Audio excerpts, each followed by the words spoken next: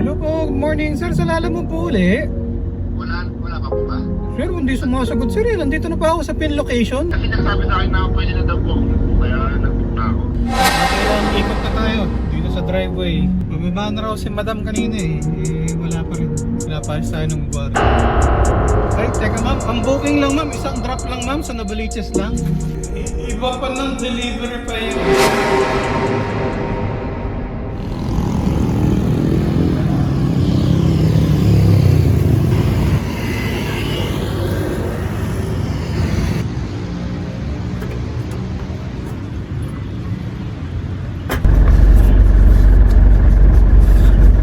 Good morning mga kaswabe, araw naman ng Sabado, araw ng sideline, biyahe tayo sa Lalamove. Time check, 8:21 ng umaga mga kaswabe. Dito tayo sa gasoline station, nakapagpa-full tank na tayo. Tapos nireset na rin natin yung trip pay natin sa zero mga kaswabe. So sa dulo ng video, pakita ko sa inyo kung nakailang bookings tayo, ilang oras ang ginugol natin kada booking, magkano ang kinita natin kada booking. Pagkatapos, isa-summarize natin, no? At saka kung magkano yung total na kinita natin, kung may mga nakuha pa tayong mga tips, ganyan, pagsasama-samahin natin. Kasi babawas natin lahat ng mga expenses natin. Diesel, na pagkamahal-mahal, budget for car maintenance, saka pagkain, para alam natin kung magkano yung malinis na take-home pay natin yung araw na ito mga kaswabe. Bukod pa dyan, dahil nga saksakan ng taas ng presyo ng mga gasolina at saka diesel mga kaswabe, mag-share tayo ng 4 na tips para makatipid sa diesel mga kaswabe. So unahin na natin, unang-una mga kaswabe, pahanginan nyo ng maayos yung mga gulong ninyo. Dito sa gilid ng sasakyan natin, sa may pintuan, para may sticker doon, tapos doon nakalagay kung gaano kadalaki dapat ang kinakarga mo na hangin, ilang PSI, no? Depende kung nasa harapan, nasa likuran, kung gaano yung size ng gulong mo, iba-iba. So, pahanginan nyo kasi malaki ang epekto nun sa sa gas consumption, diesel consumption natin mga kaswabe. So, kung malambot yung gulong mo mga kaswabe, mas magastos sa diesel. Pero pag overinflated naman, alam ko delikado rin yun kasi baka pwedeng pumutok yung gulong mo. So, yun yung unang tip natin mga kaswabe, pahanginan nyo na maayos yung gulong ninyo. Check nyo dun sa manual o kaya yun nga, dito sa may pintuan, nasa sasakyan ninyo, depende kung nasa harapan, nasa likuran, tapos kung ano yung size ng gulong, iba-iba ang tamang PSI na dapat yung ikarga. Pagkatapos mga kaswabe, kailangan raw sa umaga yung pinapakarga ng hangin. Yung tipong konti pa lang yung ina-under mo kasi kapag matagal ka nang umaandar na 15 kilometers, 30 kilometers or more ka na, umiinit na yung gulong, so yung nag-e-expand raw ata yung hangin, basta parang may physics something. Kaya dapat raw mga kaswabe, sa umaga natin pinapahanginan yung gulong, hindi yung parang tipong hapon o tanghali na nainitan na ng gusto yung gulong. Tip number 1,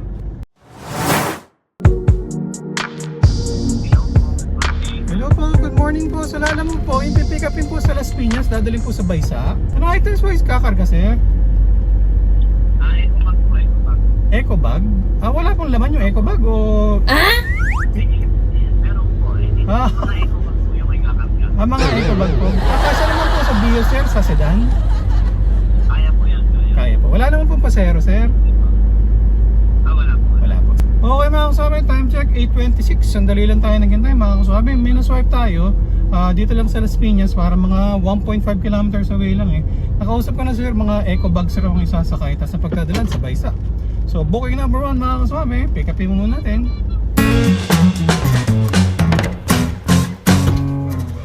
Okay mga kaswabe, time check 8:42. Na-pick up na natin yung booking number 1 natin. Tatlong plastic bag siya ng mga tote bags raw sabi ni sir. Magagaan lang naman. Pagkatapos habang umaandar tayo, may na-swipe pa tayo na isa mga kaswabe. Sa double booking tayo, Las Piñas ang pick up. Ano lang, para mga 600-800 meters away na lang, malapit lang.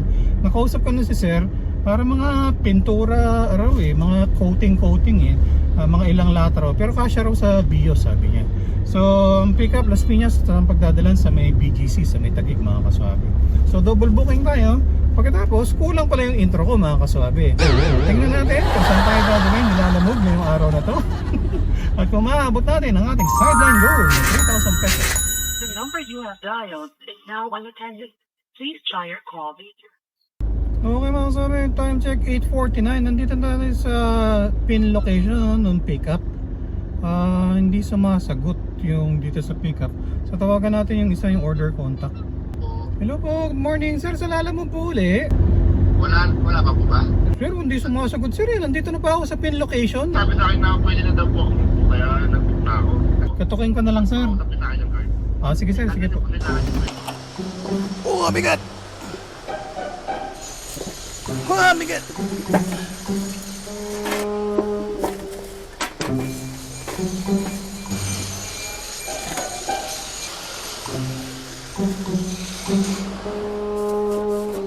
Okay mga kasama, time check 9:05. Na-pick up na natin yung mga items. Mga chemical siya, mga nakalata, tapos may tatlo na maliliit na galon. Ano naman siya? Kasya nga siya sa, sa trunk ng Vios mga kaswabe. So, hatid muna natin to, unahin natin to kasi mas malapit to sa BGC. 19 kilometers, 58 minutes away. Saka tayo pupunta ng Baisa. Tip number 2 natin mga kaswabe. Para makatipid tayo sa diesel mga kaswabe, kailangan well-maintained yung sasakyan natin, no? So ako, dahil nga teenager na tong crosswind natin mga kaswabe, una pinalinisan ko yung intake manifold. Tapos itong sasakyan ko may EGR siya. So pinalinisan ko siya. Siguro mga sa 15 years na nitong sasakyan ko, mga 3 beses ko na siya napapalinisan mga kaswabe. So intake manifold at saka yung EGR kasi nag-accumulate doon yung carbon kasi nga doon nakakabit yung makina, di ba?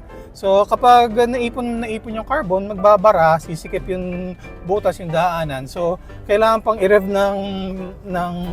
yung sasakyan para lumakas yung hatak kasi nga mahina siya kasi maliit lang yung butas na dinadaanan. So yun yung isa. Pagtas pangalawa, syempre kailangan regular yung pagpapa-change oil natin mga kaswabe. So ako, every 5,000 kilometers nagpapa-change oil ako. Tapos syempre papalitan yung oil filter nun. Sinasabay ko na rin palitan yung fuel filter mga kaswabe. Tapos siguro 3 beses ko nang napapalinisan yung fuel sedimentor mga kaswabe. So may fuel pump sa ibabaw. Tapos sa ilalim niya may fuel sedimentor. Para siyang bote. Kaya kailangan maingat raw pag lilinis kasi plastic siya, pwede siyang mabasag. Tapos kung ano man yung mga latak-latak or kung may tubig man yung diesel na napakarga mo, bago pumasok doon sa fuel pump, masasala muna ng doon sa fuel sedimentor mga kasabi. So, sa kalaunan, kapag hindi yun nalilinisan, may ipon yung mga latak, mga putik, mga tubig-tubig. So, hihina rin yung hatak raw ng sasakyan. So, tapos, every pa-change oil ko ng 5,000 kilometers, pinapacheck ko na rin. Pinapabuguhan ko ng air compressor yung yung air filter. Kung pwede pa, no?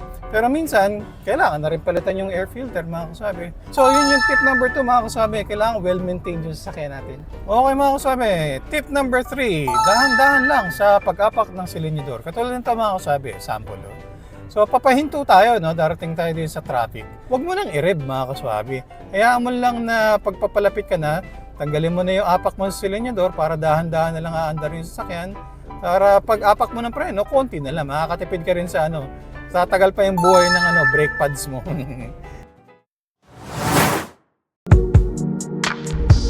Ay, teka ma'am, ang booking lang ma'am, isang drop lang ma'am, sa Novaliches lang. Iba pa ng delivery pa yung isa.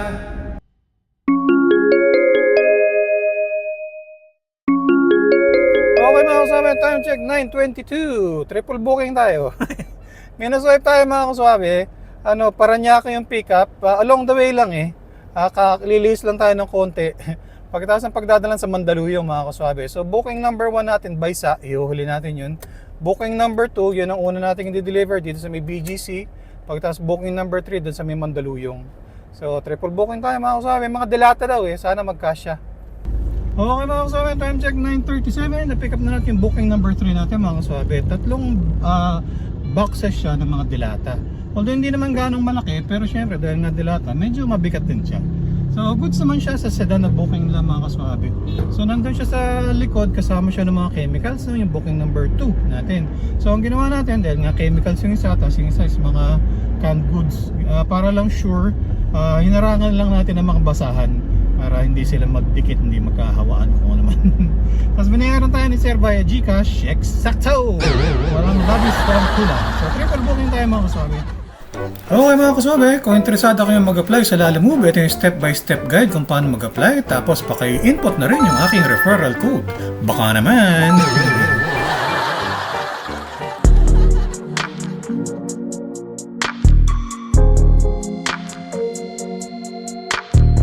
Ito lang sir, hindi po kasama yung corned beef, sa iba yan. Hindi kasama yung corned beef. Okay mga kasama, time check 10:08. Atras na lang tayo kasi medyo masikip dito, rough road. Tag dito, na-drop na natin yung mga chemicals mga kaswabe. All goods, tapos binayaran tayo ni Sir via Gcash. Eksakto rin! Walang kulang. Anyway, all goods. Satid muna natin tong isang booking natin dito sa may Mandaluyong.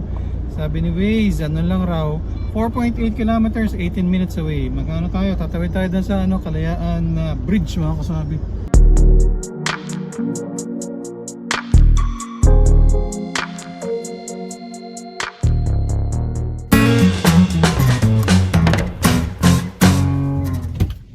Okay mga kasabi, time check 11:24. Na-drop off na natin yung tatlong plastic bags na mga tote bags.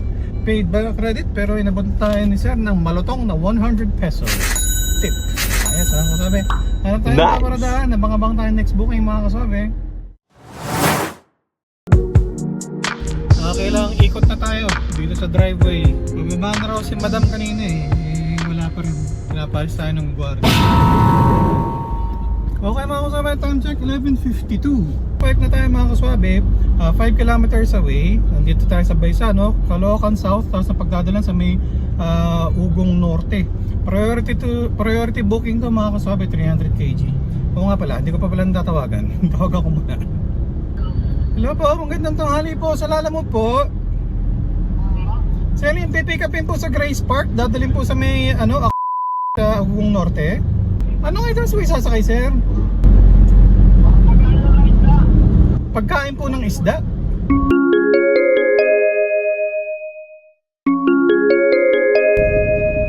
Okay mga kasama, time check 12:16. Na-pick up na natin yung mga mga pagkain ng isda mga kaswabe. Medyo mabigat siya, no? Good siya sa 300 kg na bookings mga kaswabe. So atid na natin to, 16 kilometers away, 1 hour sabi ni Waze. Teka lang, i-re-reach ko muna kasi lahat nasa likod maglipat ako ng iba sa gitna para medyo balance Okay mga kaswabe, so nilipat natin yung ibang mga fish food dito sa gitna mga kaswabe. Kasi kanina nung niloload ko siya, naisip ko iwang bakante yung gitna para kung makakapag double booking tayo. Kaya lang ngayon na nagda-drive na tayo, medyo para nakaalanganin yung sasakyan kasi yung bigat puro nasa likuran priority booking nga pala to. So hindi tayo makakapagsabay mga kaswabe. So atid natin to, 1 hour away, 15 kilometers sabi ni Waze.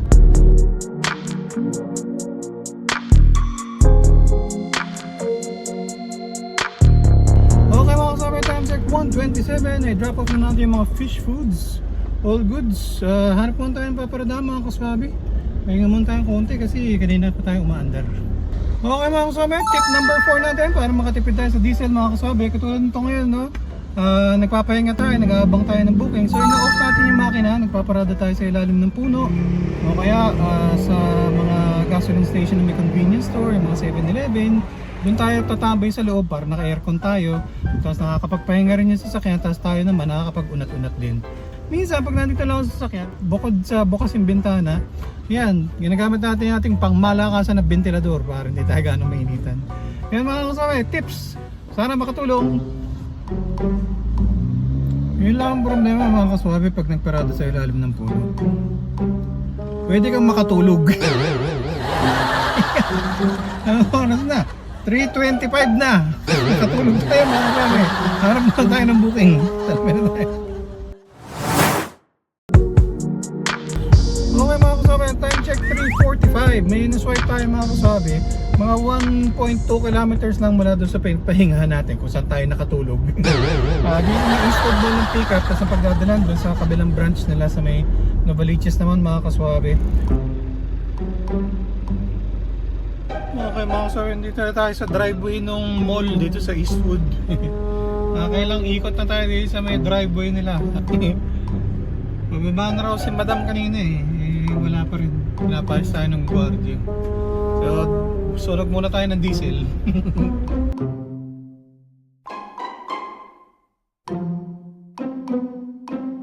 Okay mga kasama. Problema dito sa Eastwood, maraming mga marshals, mga bantay-bantay. So, nakita ko na si Kuya, kaya lang wala siyang dalang cellphone Nandun sa store yung cellphone na gamit nila. So, binubusinahan ko siya. Doon siya nagpunta sa kabila. So iikot na naman ako.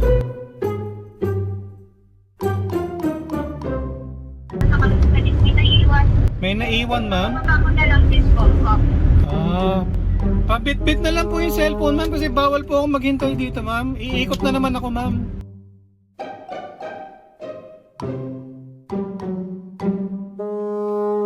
Ay, teka ma'am, ang booking lang ma'am, isang drop lang ma'am sa Novaliches lang. So yun lang po ang babayaran sa akin ma'am, isang delivery lang sa Novaliches lang. Ah, okay. Basta doon ko po ibababa sa isa, tapos bahala na silang ilipat doon sa kabila. Okay po. Okay mga kasabi, so anong nangyari, na-pick up na natin tong isa after nating umikot. Pagkatapos, tumawag si ma'am, may naiwan pa raw na isa pang plastic na dadalhin. Pero sa kabilang mall pa raw dadalhin. Sabi ko, ma'am, ang booking lang ka ako is isang drop off lang, sabi ko. So tinawagan nata nila ang gagawin, ida-drop ko lang dun sa isang drop, tapos sila namang bahala dun sa branch na yun na magpapadala dun sa kabilang branch. So anyway, dito tayo, hintay pa tayo, ibababa pa raw yung isang pack ng mga paper bags mga kasabi. Okay mga kasabi, time check 4:14. So na-pick up na rin natin sa wakas. Dalawang plastic bags lang siya ng mga paper bags mga kasabi. 300 kg yung booking lang pero kasya sa sa sedan.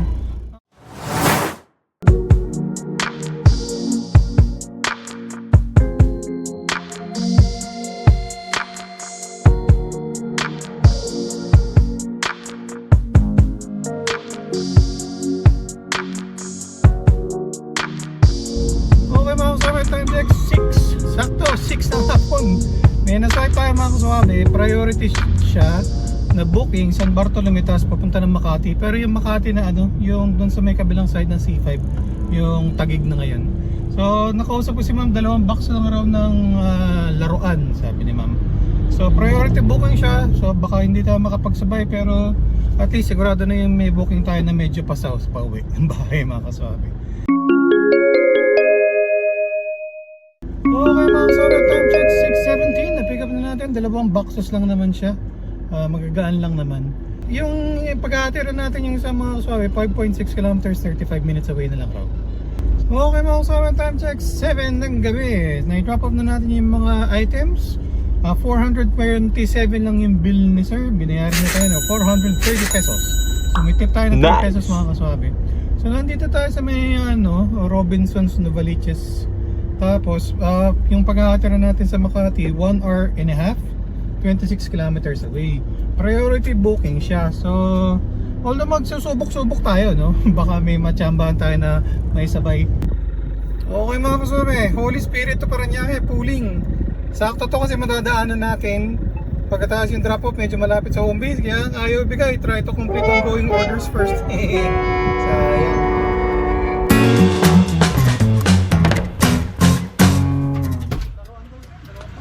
Okay mga kasabay, time check 8:29 ng gabi. Na-drop off na natin yung mga items. All goods, binayaran tayo ni sir. Eksakto! Walang lapis lang. Dito tayo sa may Makati/Tagig mga kasabay. Okay mga kasabay, naka 35.7 kilometers tayo ngayong araw na to. Tapos full tank na tayo ng umaga. Tapos ngayong gabi, pa-full tank ulit. Pagka mahal-mahal, pa-full tank. Yung bakarga natin ngayong gabi, eksakto, nagkasos na sa diesel para sa sideline natin ngayong araw na to. Okay mga kasama, time check 9:15 ng gabi. So halos 13 hours tayo sa kalsada ngayong araw na to. So hindi natin na-hit ang ating sideline goal na 3,000 pesos. Konti na lang eh. Kaya lang yun nga, kapag priority booking nakuha mo mga kaswabe, mahirapan ka talaga magsabay. So yun nga yung huli, kahit na pooling na sana siya, along the way madadaanan natin yung Holy Spirit eh. Pagkatapos ng pagdadalan sana dito, medyo malapit na sa home base, pero ganun ng patakaran na nilalo, kailangan natin sumunod. So, again, expected naman, hindi ganun kalaki ang kita natin kasi nga laki na ng gastos natin sa diesel ngayon. Yung consumption natin is halos pareho pa rin naman, kaya lang, yun nga, mas mahal na yung diesel, tapos lalo na next week, mas magmamahal pa lalo. So, tingnan natin, trabaho lang, sideline lang tayo. Tingnan natin kung paano magandang discarding gawin para nga kumita pa rin tayo dito sa lalim. So, yan muna Sabado sideline natin. Maraming salamat sa panonood. Hanggang sa ulitin. Ingat-ingat sa pagmamaneho para ang biyahe natin ay laging spot.